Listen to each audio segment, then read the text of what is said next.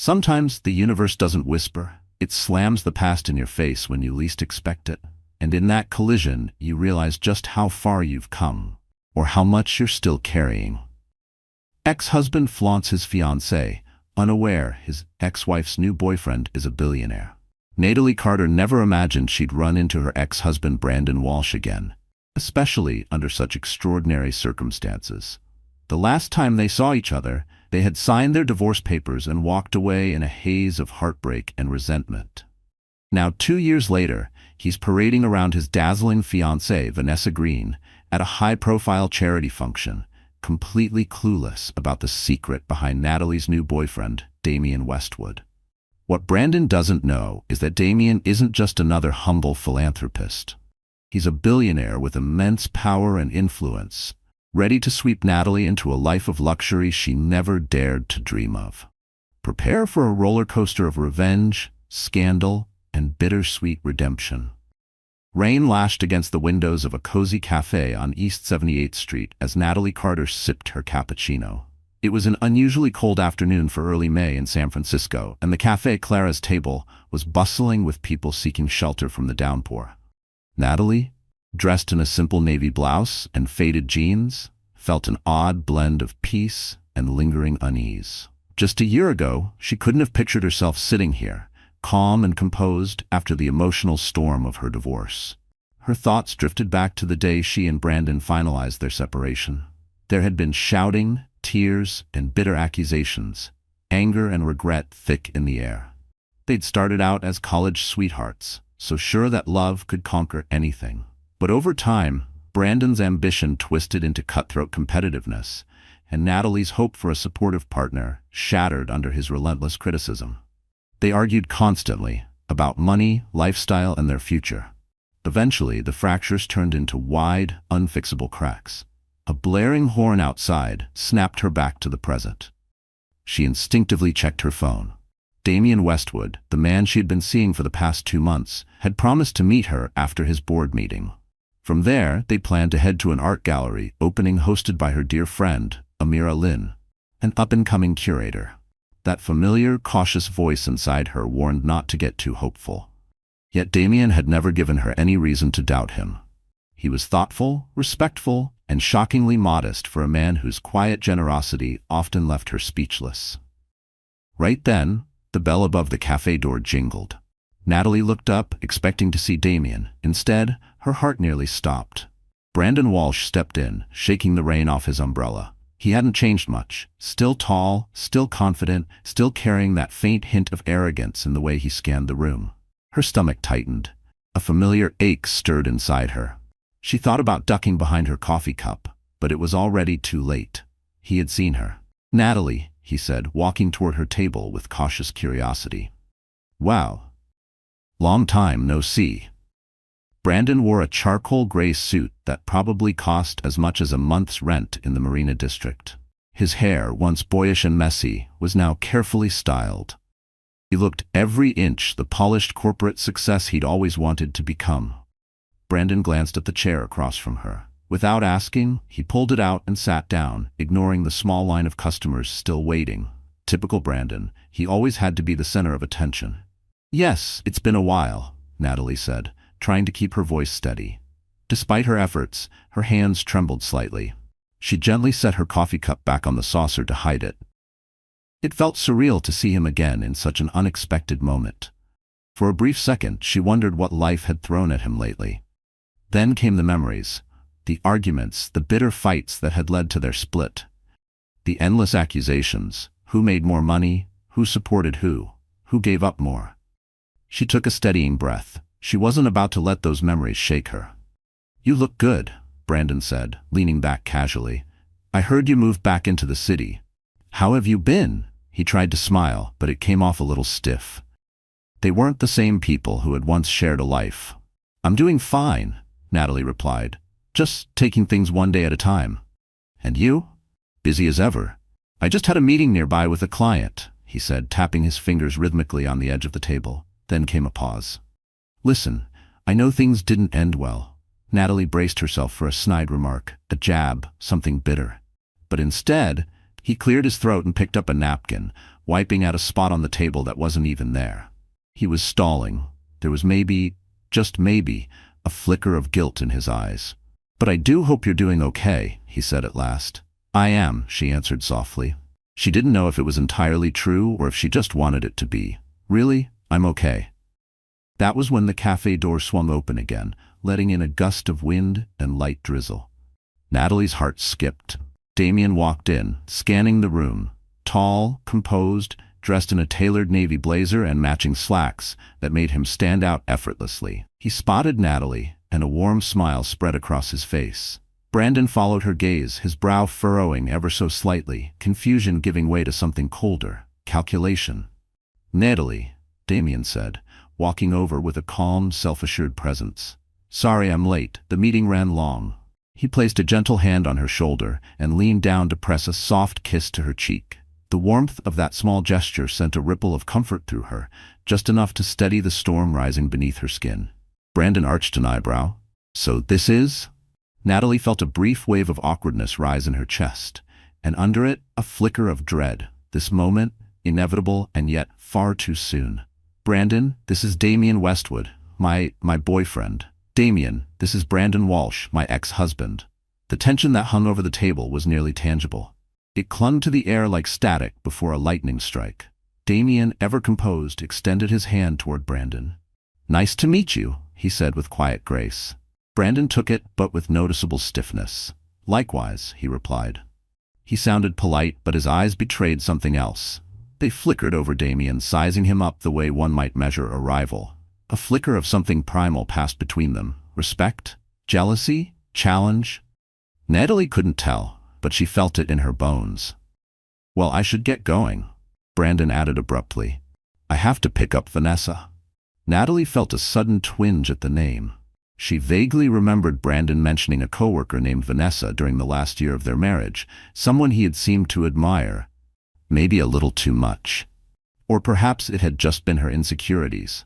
But if it had only been in her head, why did it still sting like truth left unspoken? Either way, the mention of her stirred something sharp beneath the surface. Brandon was engaged, apparently. Still, Natalie masked her emotions with a practiced expression of neutrality. She'd worn it so often in the final year of their marriage, it fit her like second skin. "Nice running into you, Natalie," Brandon said, then nodded at Damian. "And it was nice meeting you, Mr. Westwood. Maybe we'll cross paths again." Damian gave a measured smile. "Perhaps. Take care." With that, Brandon slipped out of the cafe, leaving behind the faint trail of expensive cologne and a cloud of unanswered questions. Natalie inhaled slowly, the scent triggering a memory she didn't want. Damian pulled out a chair and sat across from Natalie, placing a careful hand over hers. "You all right?" he asked softly. Natalie forced a smile, determined not to let the encounter throw her off course. "I'm okay," she murmured. "Just surprised, that's all." He gently squeezed her hand. "If he ever bothers you, or if you just need space, I'll handle it." There was no bravado in his voice, just quiet resolve. "No, it's fine," she said quickly. "I'm over him, at least I think I am." She let out a sigh, trying to ignore the way Brandon's presence still made her chest feel tight. Not from longing, but from the familiar ache of having once loved someone who never really saw her. "Let's just head to the gallery," she said, standing. "Amir's expecting us." Damian nodded, rising and helping her with her coat like the gentleman he always was. As they stepped back out into the rain-slicked street, Natalie realized Brandon had left her with a swirl of emotions she wasn't quite ready to unpack. Swirling inside her was a storm of thoughts. What she didn't know was that this unexpected encounter was only the beginning of a tangled web about to unfold. A web that would pit old resentments against new hopes, and uncover secrets so staggering that no one involved would walk away unchanged. 2 days later, Natalie found herself tucked in the sunlit corner of her apartment, flipping through old photo albums she had shoved into storage after the divorce. Why she'd chosen this particular moment to revisit those memories, she wasn't sure. Maybe seeing Brandon had stirred something deep inside her, a flood of nostalgia, both sweet and bitter. Her phone buzzed. It was a text from Amira Lynn. "Did you see the article in the Chronicle about Brandon's upcoming engagement party? Apparently it's going to be huge. Like, society pages huge."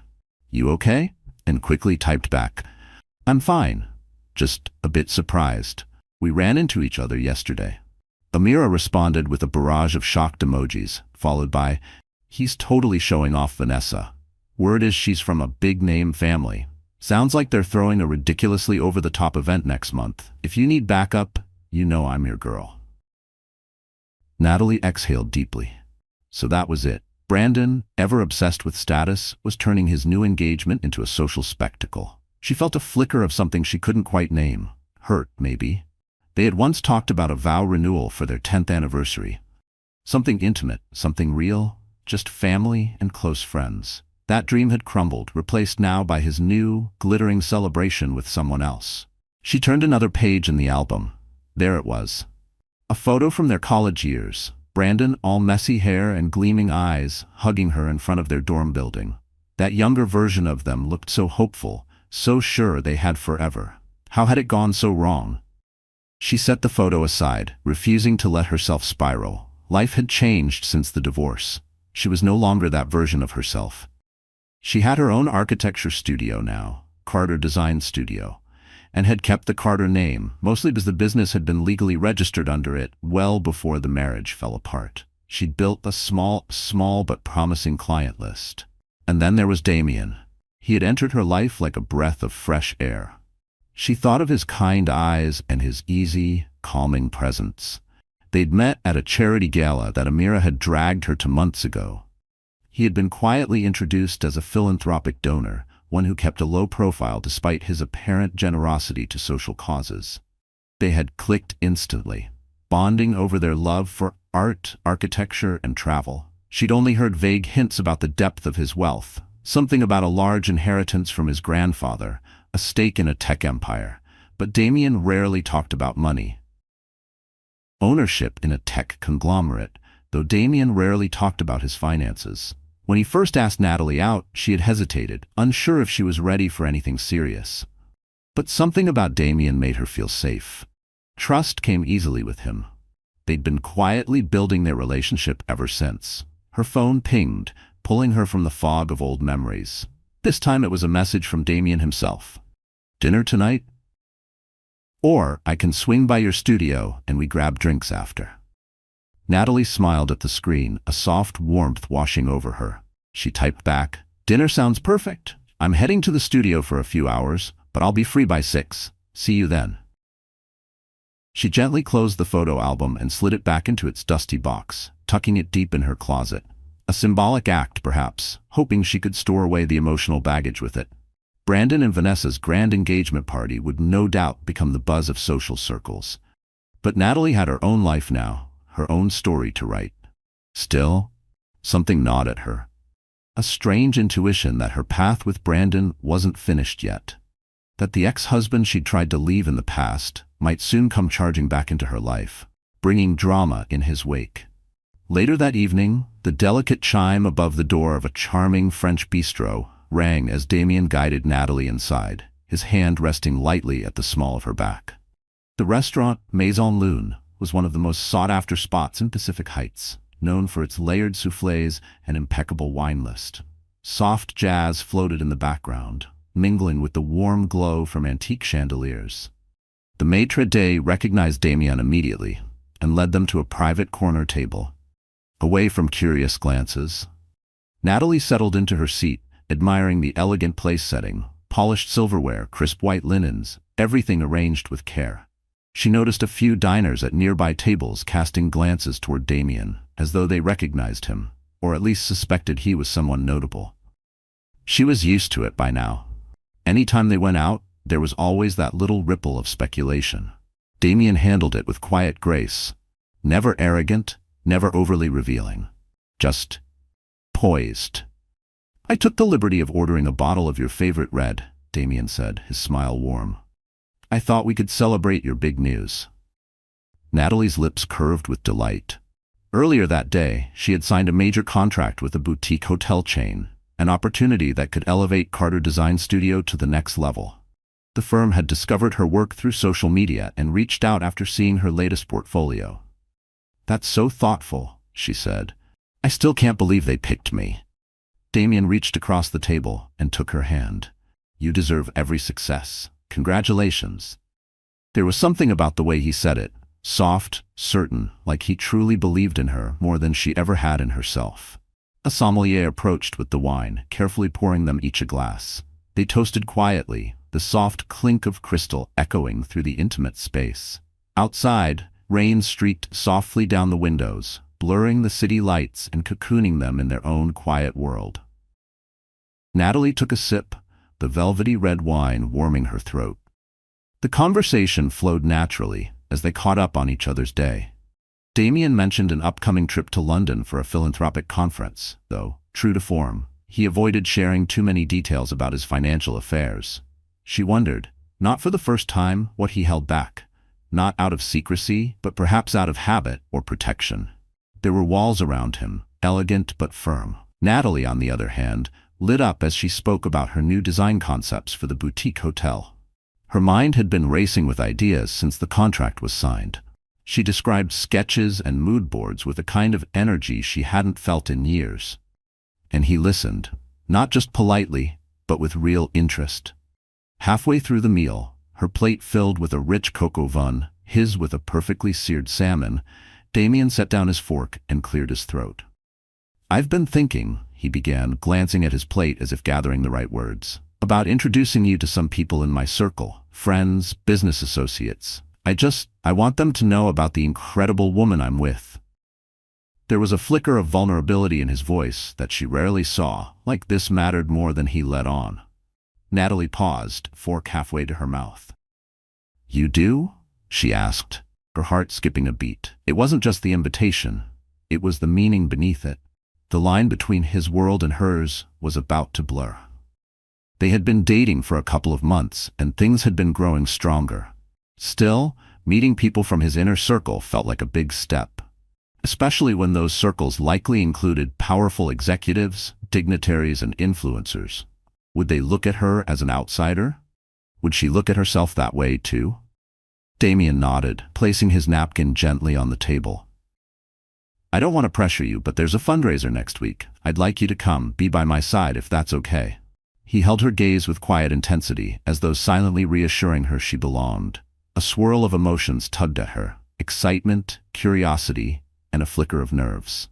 "Of course," she replied softly, "I'd be honored." Damian's face lit up with warmth. He reached across the table again, gently rubbing his thumb over her knuckles. "Thank you. I'm really happy to have you in my life, Natalie." She smiled, but part of her heart ached in the best way, like it was healing faster than she could process. They lingered over dessert, an exquisite flourless chocolate torte, talking about lighter things, favorite books, childhood memories, travel dreams. Natalie found herself floating in a quiet sense of contentment, warmed by the possibility of a new chapter ahead. For the first time, the future didn't feel like something she had to brace for. It felt like something she could reach for. Brandon's name hovered unspoken between them, but she didn't feel the need to bring him up. Tonight belonged to Damian, to peace, to hope. By the time they finished, the bistro had begun to close. "I'll drive you home," Damian said, guiding her to a sleek black sedan waiting at the curb. She remembered the first time he'd shown up with a private driver.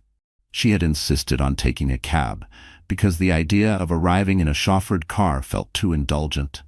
But over time, she'd become more comfortable with the life Damian lived, even if she still preferred to pay her own way whenever she could.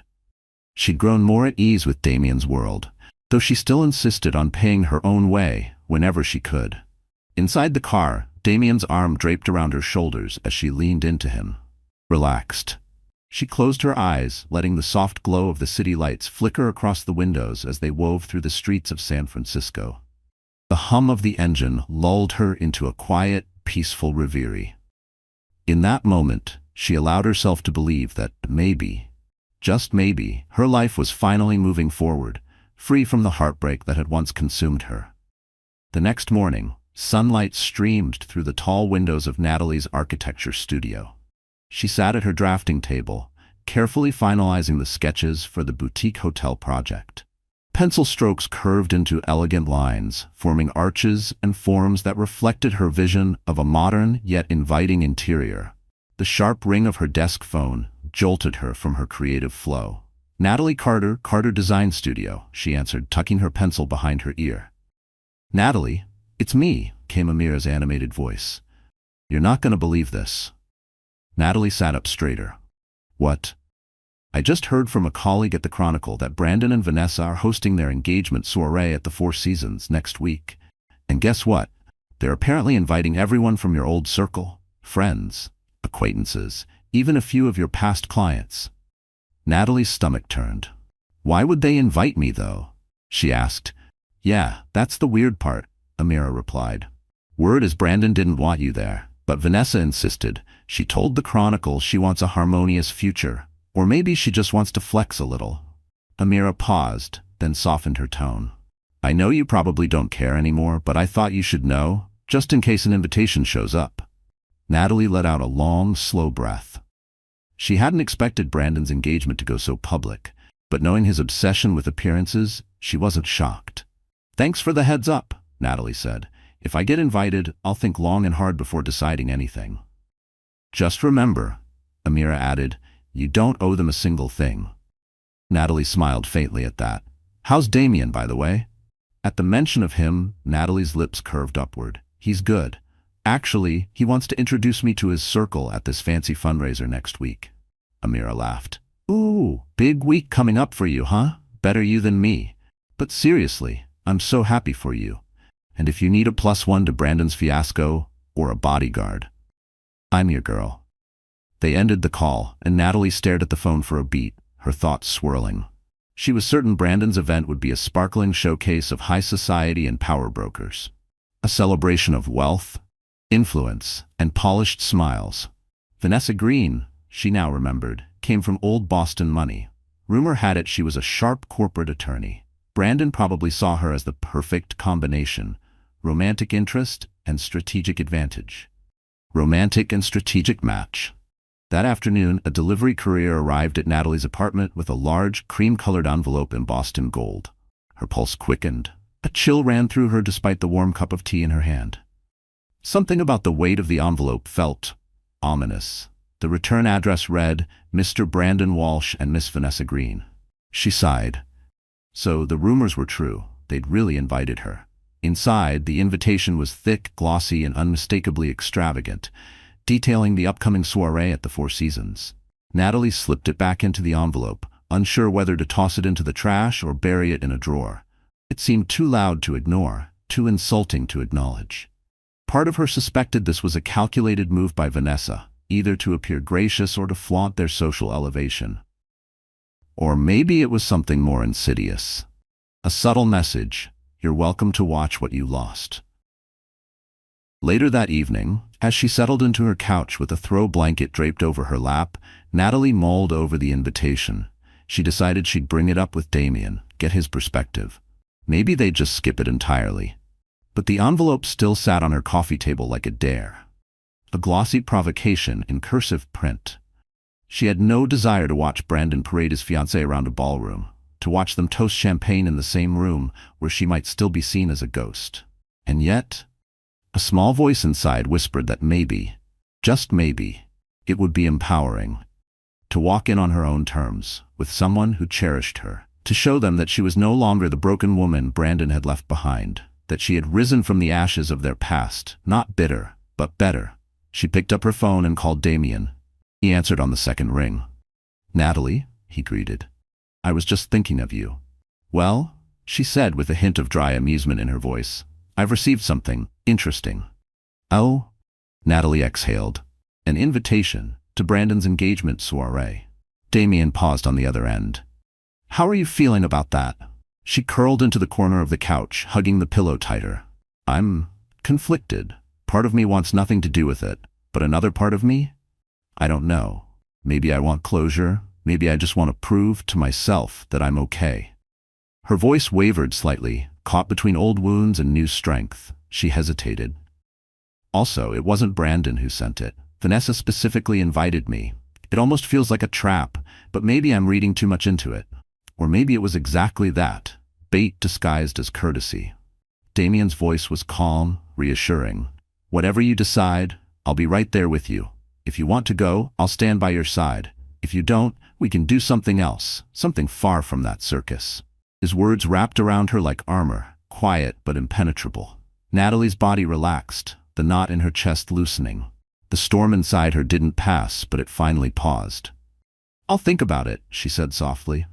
"For now, we still have your fundraiser next week. That's where my focus is." What Natalie didn't realize was that the upcoming days would bring a collision of worlds. Brandon, Vanessa, and Damian, each from different lives, about to converge in a way she could never predict. And when they finally did, the fallout would be unlike anything she had ever experienced.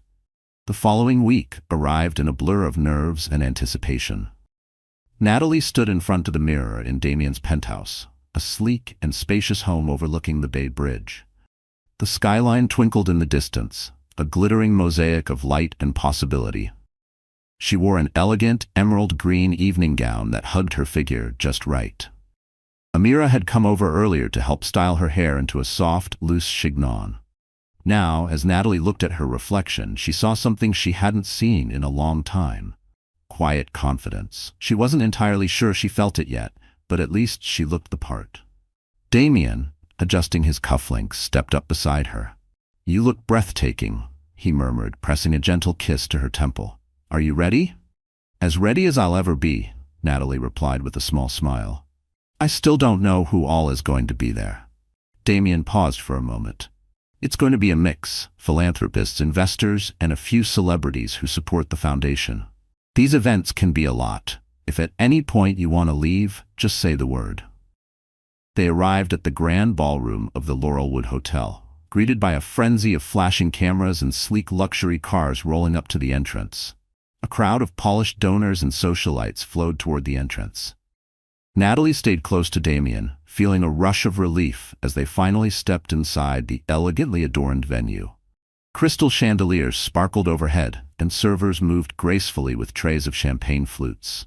Almost immediately, a striking woman with auburn hair approached, beaming. "Damian, darling," she cooed, kissing both of his cheeks. "So good to see you. And who is this stunning lady?" Damian placed a hand gently at Natalie's back. "Monica, meet Natalie Carter, my girlfriend. Natalie, this is Monica Herrera. She's on the board of the Global Arts Foundation." Monica's eyes lit up. "Pleasure to meet you, my dear. Damian's told me you're an architect. How wonderful. We must talk about the new cultural center we're developing in Berkeley." They exchanged pleasantries, and though Natalie smiled graciously, she felt slightly overwhelmed by Monica's energy. More people soon joined them, the conversations following a predictable rhythm. Cordial introductions, mild curiosity about Natalie's background, and then a quick pivot to philanthropic endeavors or business ventures. She quickly realized many of these guests lived in a world far beyond her own, a world where alliances were formed over charity galas and seven-figure donations. Midway through the evening, Natalie drifted toward a quieter corner to admire an exhibit highlighting the foundation's work. Photos of hospitals built in underserved regions, art scholarships awarded to young talents, and environmental restoration projects spanning continents. She was quietly reading a plaque about a wildlife conservation effort in Africa when a voice startled her from behind. "Natalie Carter? Is that you?" The voice was male and vaguely familiar. She turned around and froze. It was David Russell, an old acquaintance of Brandon's and someone he used to meet with about real estate ventures. David's eyes widened in recognition. "Almost didn't believe it. How are you?" Natalie forced a polite smile. "I'm well, David. Didn't expect to see you here." Her voice was calm, but a familiar tightness crept into her chest, the kind that came from standing too close to old ghosts. "I'm a sponsor," he replied, swirling the wine in his glass. "Always good for business to donate to worthy causes, right?" He gave a grin that didn't quite reach his eyes, the kind of grin that said, "I'm here to be seen, not to feel." "Actually, I've got a table next to, Brandon Walsh. At the engagement party, you planning to attend?" Natalie felt her posture stiffen. Like a reflex, her spine straightened, her breath caught. The mention of Brandon's name still came with static. "Still deciding?" she said carefully. David chuckled low. "You should go. Brandon's been bragging non-stop about his new fiancée. Something about her father's connections in DC. He's definitely on a roll." Might be worth seeing what you're missing.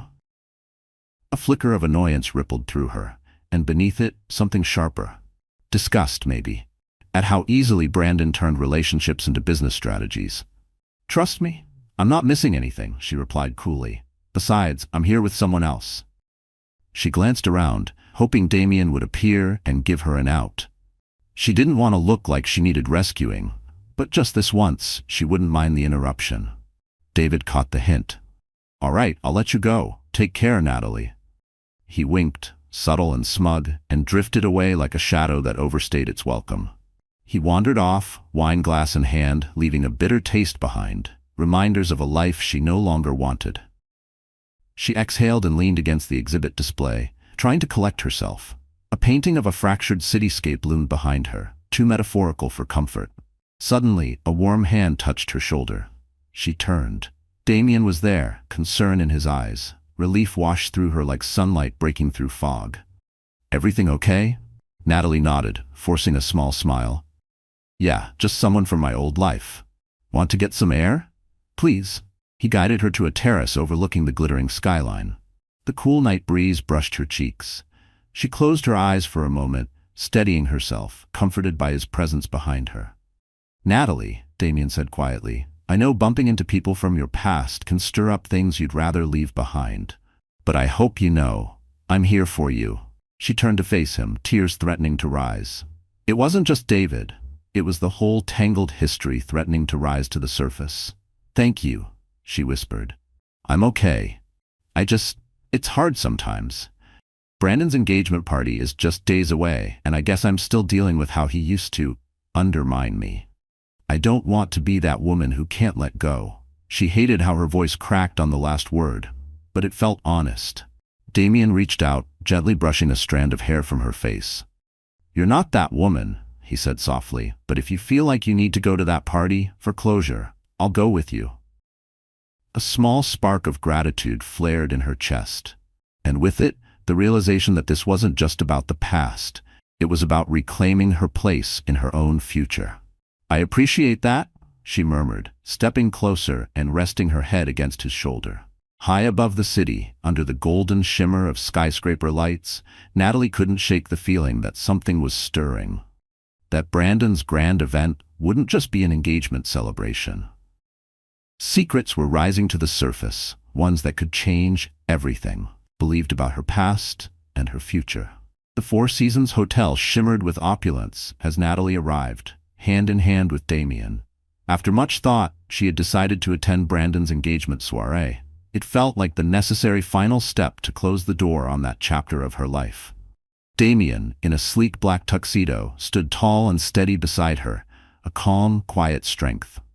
Natalie wore a midnight blue gown that contrasted beautifully with her dark hair, and for the first time in a long while, she felt an inner confidence she wished she'd had years earlier. A red carpet stretched along the hotel entrance, where paparazzi snapped photos of high-profile guests, CEOs, politicians, and socialites, as they stepped into the event. Inside, a lavish floral arrangement dominated the grand foyer. Classical music floated in from a string quartet in the ballroom, while waiters glided between guests, offering trays of champagne and hors d'oeuvres. Within minutes, Brandon appeared. He looked sharp in a custom-tailored suit, his expression flickering with surprise as his eyes landed on Natalie and Damian. At his side stood Vanessa Green, radiant in a silver gown that shimmered under the chandelier light. Her auburn hair was swept into a graceful updo. Vanessa's gaze settled on Natalie with polite interest. Natalie? Vanessa greeted warmly, extending a hand. I'm so glad you could make it. Brandon mentioned he'd run into you recently. Natalie shook her hand, noting the massive diamond on Vanessa's finger. Thank you for the invitation, she said with a carefully polite smile. Brandon cleared his throat. Damian, he said with a nod. Good to see you again. Damian responded with calm grace. Likewise, congratulations on your engagement. An awkward pause followed before Vanessa gently touched Brandon's arm and excused them both to greet other guests. Natalie exhaled and looked at Damian with quiet gratitude. Well, that wasn't too bad, she whispered, though her pulse still thudded in her chest. They made their way deeper into the ballroom, sampling hors d'oeuvres and chatting with a few acquaintances. Amira was there too with her boyfriend and waved Natalie over to a corner. They chatted for a bit, Amira slipping in dry, witty remarks about Brandon's over-the-top decor choices, but despite the laughter, a subtle current of tension wove through the evening. From afar, they watched as Brandon and Vanessa held court. Vanessa was poised and polished, exuding a calm sophistication in every glance and gesture. Brandon, for his part, appeared proud, almost smug, as he introduced her to high-powered figures in the room. It was a spectacle of social maneuvering that made Natalie's head spin. Partway through the night, a hush fell over the ballroom. Brandon stepped up to a microphone and tapped it twice. "Good evening, everyone," he said, his voice echoing through the hall. "Vanessa and I want to thank you all for being here tonight to celebrate our engagement. We're thrilled to share our happiness with so many of you." His smile was polished, his tone just humble enough to sound rehearsed. Polite applause rippled across the crowd. Vanessa took the mic with a poised smile. "I couldn't be more grateful to have Brandon by my side. We're looking forward to many milestones together, and we're touched to have friends and family here supporting us tonight. Thank you." Her delivery was flawless, but Natalie couldn't help noticing the way Vanessa's fingers tightened briefly around the microphone, her smile just a second too long. Another polite wave of applause. Brandon handed the mic off to the band, which immediately began playing a lively tune. The conversations resumed. Waiters appeared with fresh flutes of champagne. Damian turned toward Natalie with a quiet smile. "You've handled yourself like a queen," he whispered. His voice wrapped around her like a protective veil in the middle of the storm. She let out a long breath she hadn't realized she'd been holding. "I think that's enough closure for me," she said softly. "Maybe we can slip out soon." The weight of the room, the eyes, the carefully curated masks, it was all starting to feel suffocating. But before they could move, a voice sneered behind them. "Slipping out so soon? You haven't even properly congratulated the happy couple." Natalie turned. It was Brandon's mother, Patricia Walsh, a woman known for her love of pearls and thinly veiled judgment. She had once adored Natalie. That changed after the divorce, when Patricia had apparently decided that everything was Natalie's fault. The smile on Patricia's lips was practiced, but her eyes held sharp edges. "Hello, Patricia," Natalie said, keeping her voice level. She straightened her shoulders, refusing to flinch. Patricia's eyes flicked to Damian, surveying him with open skepticism. The way she studied him felt less like curiosity and more like an appraisal. "And who is this gentleman?" she asked. Before Natalie could answer, Damian smiled politely. "My name is Damian Westwood, ma'am. I'm here with Natalie." Patricia's gaze narrowed as though mentally calculating his worth. Her fingers twitched slightly around her clutch, betraying a flicker of recognition. "You look familiar. Have we met before?" Damian remained composed. "I'm not sure," he said evenly. "Perhaps at a charity gala." There was a barely perceptible shift in his posture, subtle but alert. "That must be it," Patricia said with a sniff. But her expression didn't soften. If anything, it grew more curious. She turned back to Natalie. "I suppose it's good you've moved on, though some of us still wonder if you ever truly appreciated what Brandon brought to your life." Damian's jaw tightened subtly, but he said nothing, letting Natalie handle it. A quiet storm churned in his eyes, though his hands remained calmly at his sides, and she did. "With all due respect," she said calmly, "that's no longer your concern. I wish Brandon and Vanessa well." Her voice was even, but beneath it lay a blade of steel. Patricia's lips thinned. "Well, do enjoy the party." She pivoted and walked away, trailing tension like expensive perfume. And for a moment, Natalie could almost hear the echo of the woman she used to be, desperate for Patricia's approval. That woman was gone. Damian placed a gentle hand on Natalie's back. "You all right?" "I'm fine," she said quietly. "Let's get some air." They strolled out to a small terrace overlooking the glittering city below. The lights, music, and soft hum of conversation from inside faded into the background. Natalie finally exhaled, releasing a breath that had felt stuck in her chest all night. The tension between her shoulder blades loosened until the next storm found her. "That woman always made me feel inadequate," she murmured. The admission sat heavy on her tongue, a truth she hadn't voiced aloud in years. Damian rubbed her shoulder gently. "You're far from inadequate. I'm proud of you. for standing your ground." His words were simple, but the sincerity in them made her throat tighten. A gust of wind tousled her hair. Natalie turned toward him, about to thank him again, when a swirl of voices and rising chatter from inside the ballroom caught their attention. They exchanged a glance and quickly stepped back in. The shift in energy was immediate. Something had shifted, cracked open. At the front of the room, Brandon stood once more at the microphone, Vanessa beside him. But this time neither of them looked celebratory. They looked flustered. Their practiced poise had fractured under pressure, and the room sensed it. "Please, everyone, remain calm," Brandon's voice echoed through the speakers, tight and controlled. The room buzzed with confusion. Guests shifted uncomfortably. The hum of unease grew louder with every second. Natalie spotted a large security guard making his way through the crowd, heading straight toward them. Her pulse spiked, a reflexive dread curling in her stomach like smoke. A sudden knot twisted in her stomach. "Excuse me, Mr. Westwood," the guard said, his eyes darting between Damian and Brandon at the mic. "Could you come with me, please?" Natalie's heart sank. She gripped Damian's arm. "What's going on?" The guard looked uneasy. "We received a tip that someone might be here under false pretenses." He didn't sound convinced, but protocol had overridden courtesy. A hush fell over the room. Heads turned.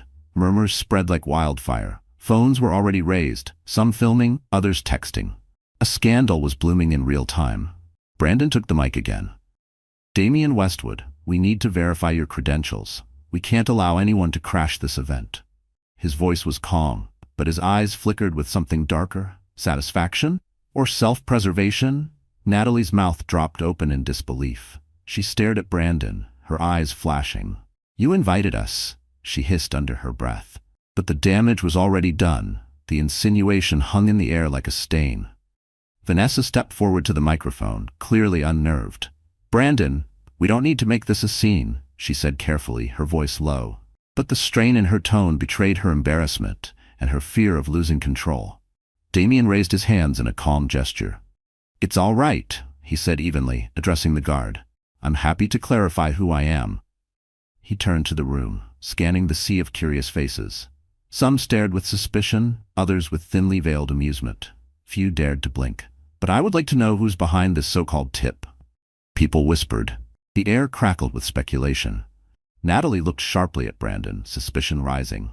Had he orchestrated this? Brandon looked confused, unsure. But nearby, Patricia stood with a look of smug satisfaction on her face. Her expression said what her sons didn't. "This is the punishment for stepping outside your station." Then, from the far corner of the ballroom, a voice cut through the tension. "I placed the call." All heads turned. A well-dressed older man stepped forward, someone Natalie instantly recognized as Gerald Preston, Vanessa's father. He stepped into the center of the room, leveling Damian with a cold, assessing stare. The silence deepened, heavy with the scent of power being wielded like a blade. "I've heard rumors about you, Mr. Westwood," he said, voice clipped and firm. "Rumors that you claim to be wealthy and philanthropic, but no one seems able to verify the source of your fortune." He looked around the room. "We can't allow just anyone into these circles." And just like that, the invitation became an interrogation. Natalie felt outrage boil in her veins.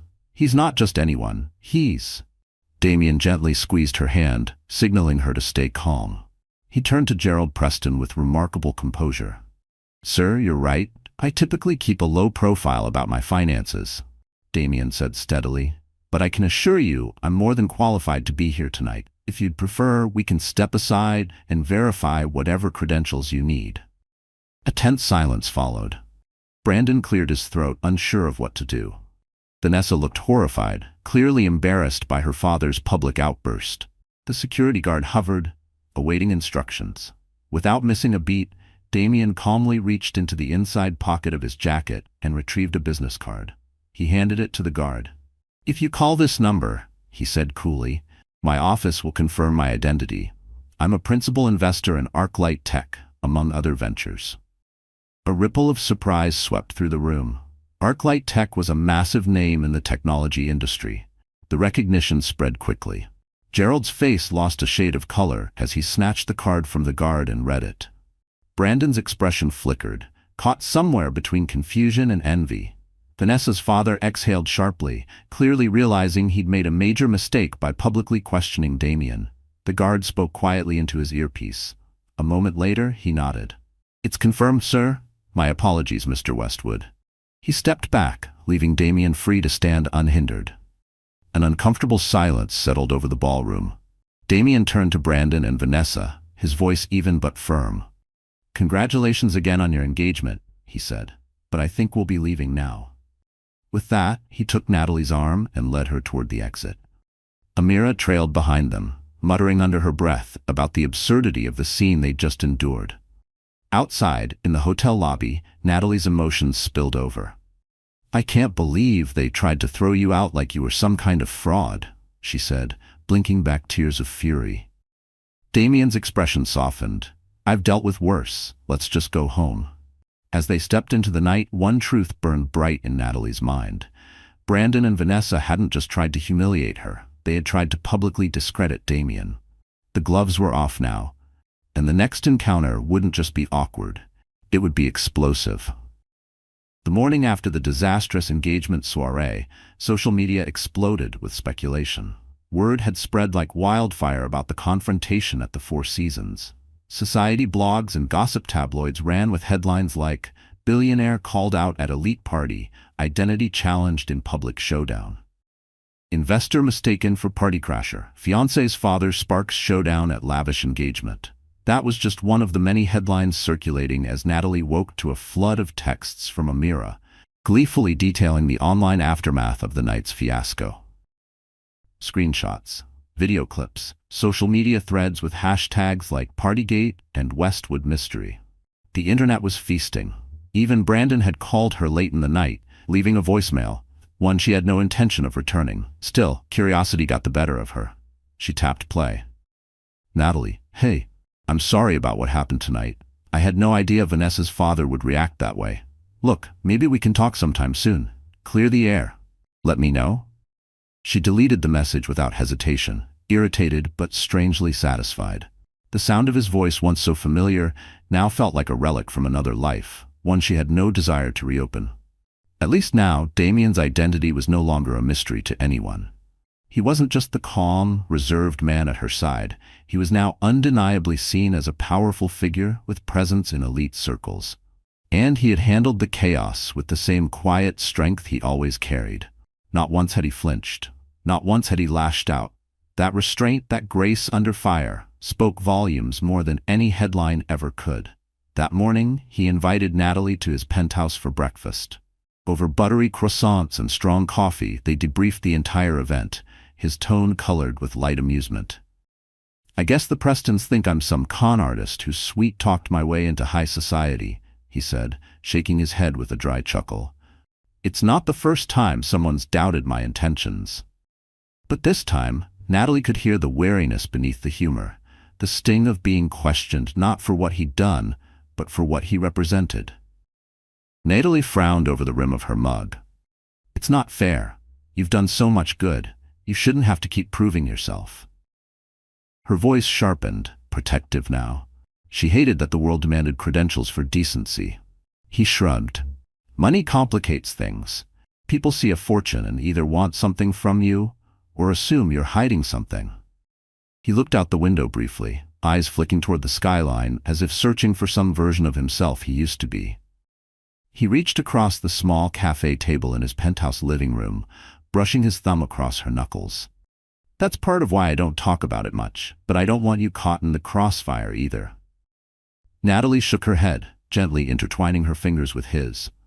"I'm proud of who you are, Damian. If someone has a problem with it, that's on them." Her words came out firm, unwavering, because she meant everyone. A flicker of softness lit his expression, and he leaned in to press a gentle kiss to her forehead. It lingered longer than usual, as if trying to say the things words didn't yet dare to. Just then, his phone buzzed on the table. He checked the screen, brows furrowing. "Everything okay?" Natalie asked. Her stomach dipped slightly, already sensing a shift. He sighed. "Something urgent with one of my companies. There's an acquisition deal hitting a snag.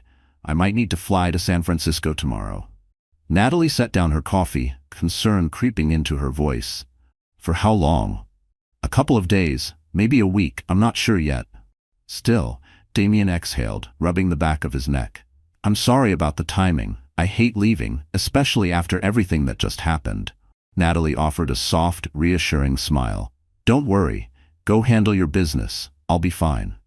They spent the rest of the day together, strolling through the park and browsing a local art exhibit, deliberately choosing to tune out the media frenzy swirling around them.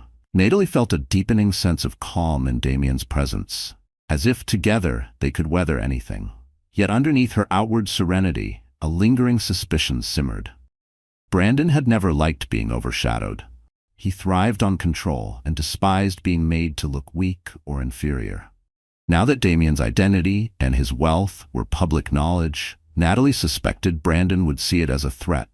And when Brandon felt threatened, trouble tended to follow. Her intuition proved accurate. Late that afternoon, just as she was about to return to her apartment, her phone buzzed. An unknown number flashed on the screen. She hesitated, then answered. Natalie, it's Vanessa. The voice trembled, composed but barely. Can we meet? I need to talk to you about Brandon. Natalie's pulse quickened. Vanessa? Why would she call? Part of her braced for some kind of ambush or confrontation, maybe even an accusation that she'd upstaged the engagement soiree. But the shakiness in Vanessa's voice wasn't aggressive, it was fragile. Curiosity got the better of her. They agreed to meet at a quiet tea shop the next day.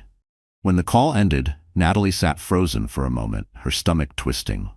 Vanessa hadn't sounded smug or performative. She'd sounded almost desperate. Maybe the picture-perfect facade of Brandon and Vanessa's engagement was already beginning to crack. And if so, what secrets might come spilling out? The next day, gray skies hung low as Natalie stepped into Marlowe's tea house in Midtown, a cozy spot known for its loose-leaf blends and calming ambiance. She slipped into a corner booth, scanning the softly lit space.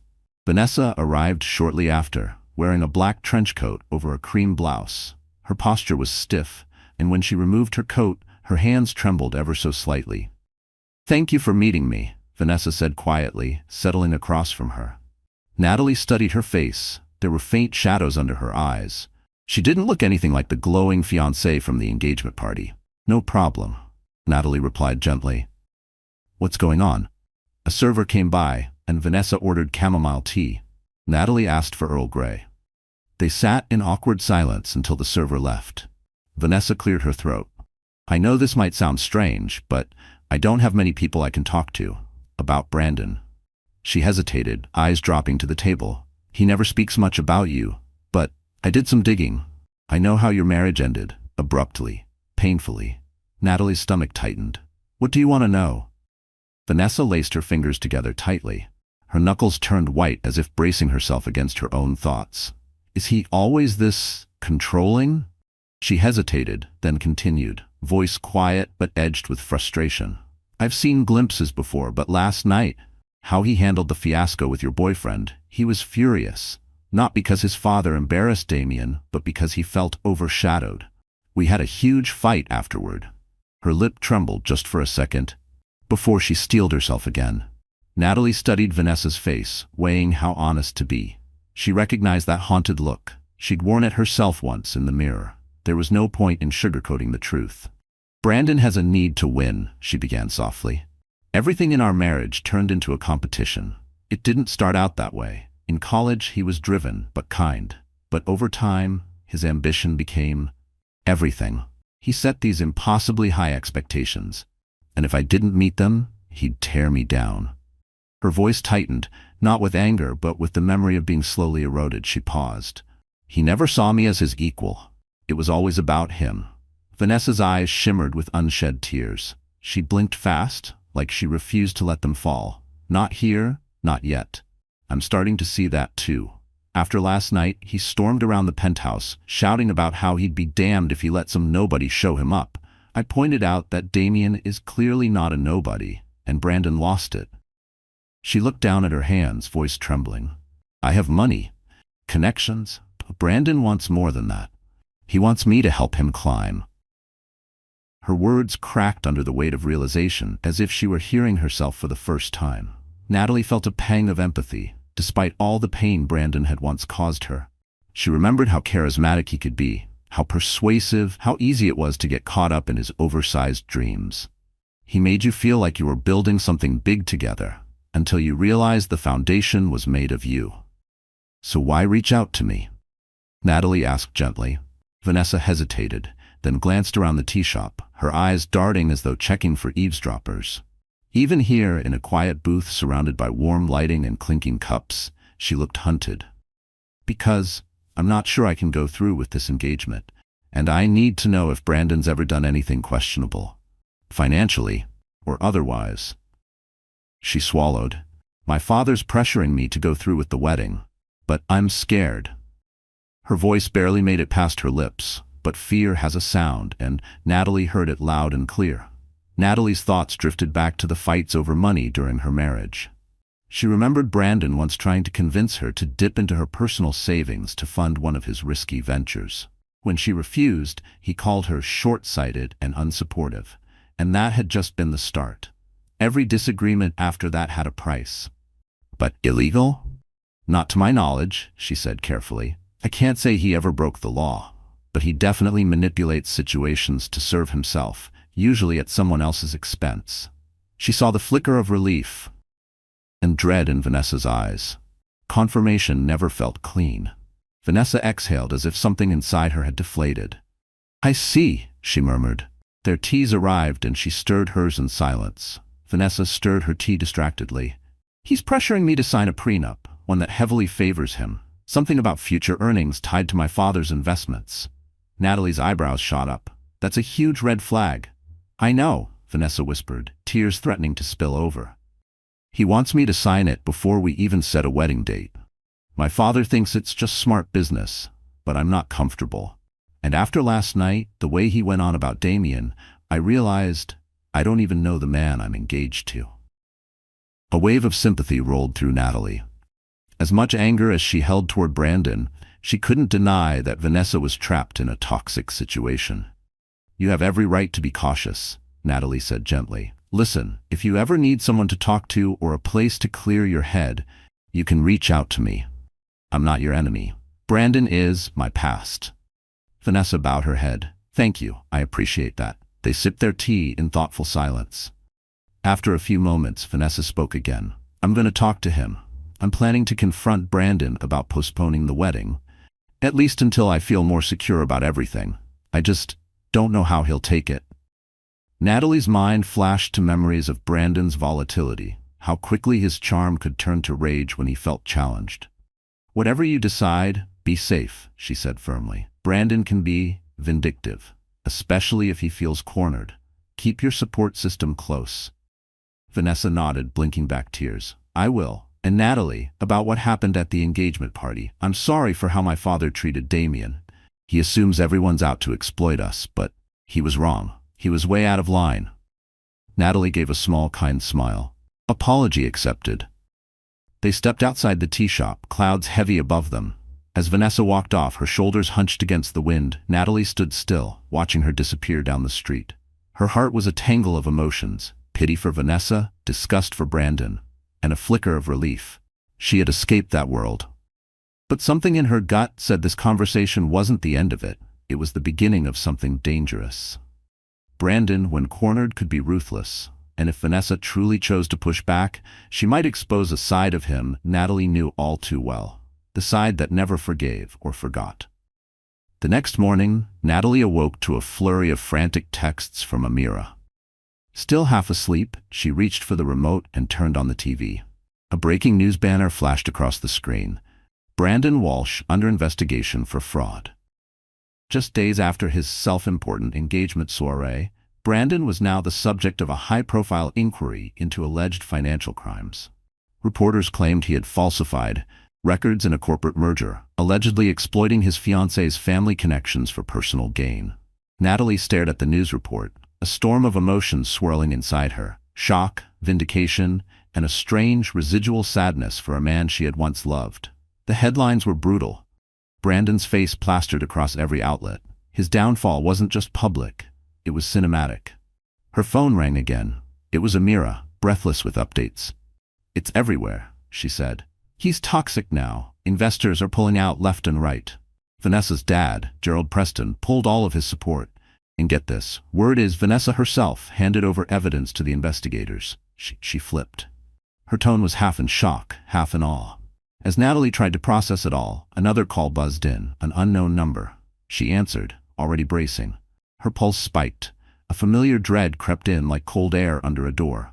"Natalie?" came the unmistakable voice of Brandon, raw, shaky, desperate. "I'm out of options. They froze my accounts. Vanessa's gone. You have to help me." His voice cracked halfway through, and for a brief moment he didn't sound like the man who once stood so confidently on pedestals. He sounded like someone watching his kingdom burn. His words tumbled out like a landslide, panic laced with disbelief. She could almost hear him pacing, unraveling. The sound of papers rustling, footsteps, a hollow echo in the background, chaos unfolding in real time. "Brandon," she said carefully, "I'm not your wife anymore, and your problems aren't mine. If you forged documents, misled investors, that's on you." He let out a jagged, bitter laugh. "Everyone thinks they know better. All these high society people, they only care about winning. I played by their rules, and now I'm the villain. Even you're abandoning me." There it was again, that voice of entitlement, cloaked in victimhood. His tone turned sharp, accusatory. "You think Damian and his billions will always be there to clean up your messes?" The venom in his words startled her, not because it hurt, but because it no longer had power. Natalie stiffened, but kept her voice steady. "My life is no longer entangled with yours, Brandon. Don't ever call me again." Her hand trembled slightly as she hung up, but not from fear. From release. The line went dead. Natalie sat there, shaken, yet oddly free. It was the silence afterward that struck her most, not empty, but peaceful. In that moment she realized something. Brandon's collapse wasn't her responsibility. His downfall brought her the one thing she hadn't even realized she was waiting for. Closure. He was no longer a ghost from her past, just a cautionary tale, an example of unchecked ambition. And she was done carrying the weight of his failures. 2 days later, Damian returned from his business trip in San Francisco. As the elevator doors opened into the penthouse and she saw him step inside, relief rushed through Natalie like a tidal wave.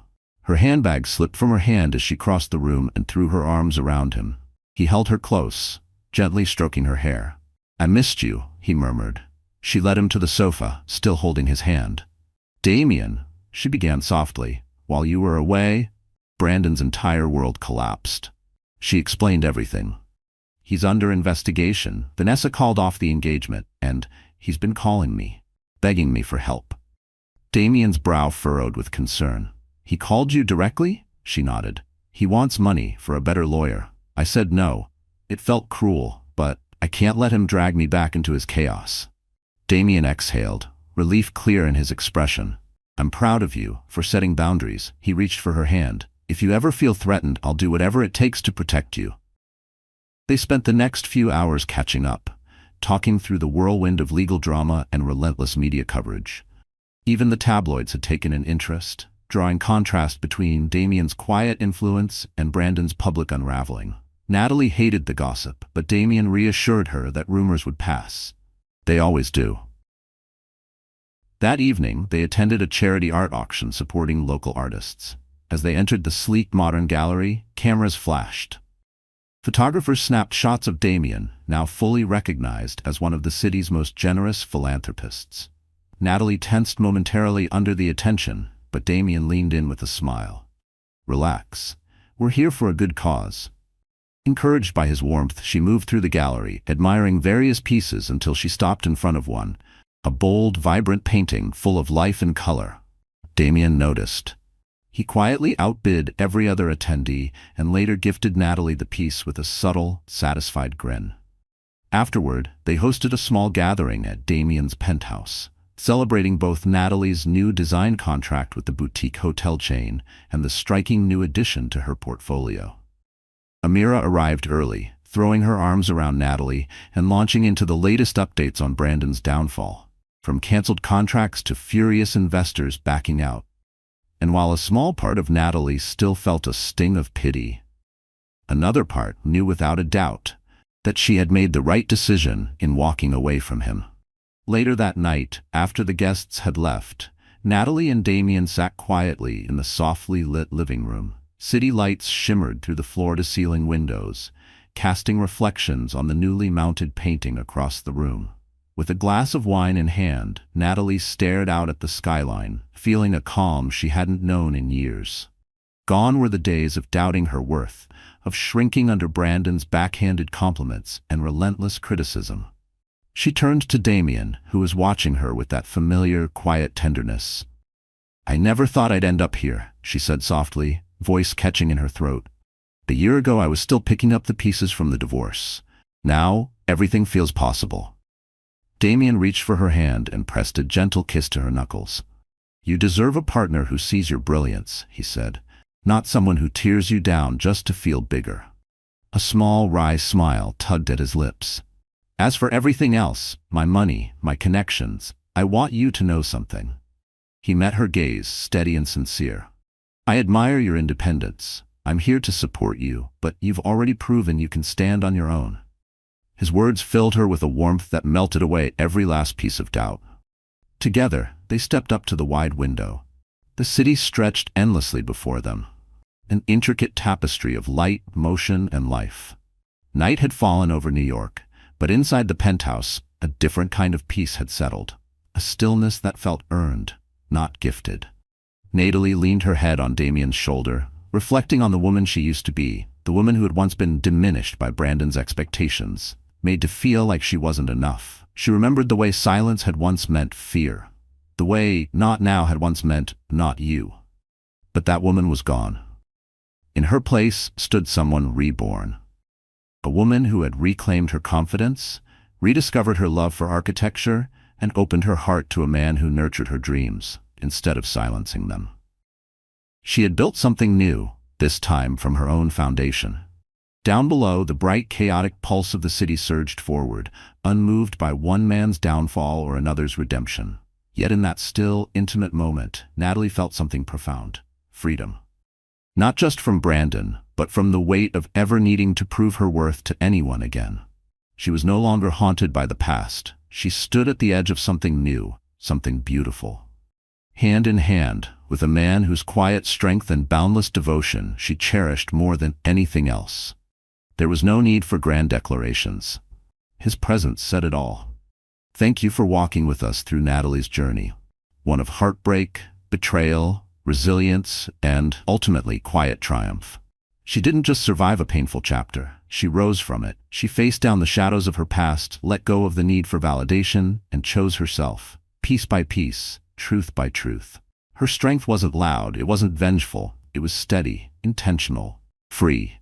She rebuilt her life not with noise but with clarity, not with revenge but with peace. And maybe that's the deepest message of all. Dear friend, life, as the Stoics remind us, won't always go the way we hope. People will disappoint us, plans will fall apart, but we are never powerless. Every day we're given a choice to let the pain define us or to use it as fuel for something better. Natalie's story is not just about love lost.